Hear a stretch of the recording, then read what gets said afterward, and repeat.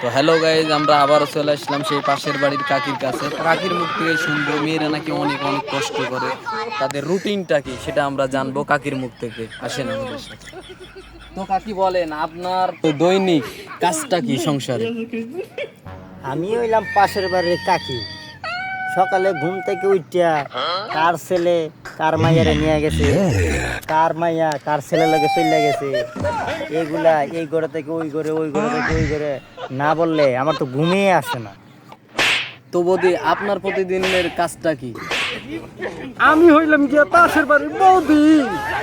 কার জামাই কোন শরীর লাগে উটিস উটিস করে টাঙ্কি মারে, এগুলো দেখাই আমার কাজ। আর এগুলো দেখে তার বাড়িতে অশান্তি লাগাই আমার কাজ।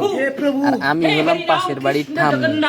আমার সকালে উঠে কাজই হলো বাবা, কার বৌমা কার শাশুড়িকে ধোকা দিল, কার শাশুড়ি তার ছেলের বউকে গালি দিল, এটাই আমার সংসারে সংসারে যথাক্রমে পৌঁছে দিয়ে গন্ডগোল না বাঁধালে বাবা আমার আবার ভাত ঢুকে না, আমার হজম হয় না। কি শান্তি লাগে রে বাবা, কয়ে বুঝাইতে পারতাম না।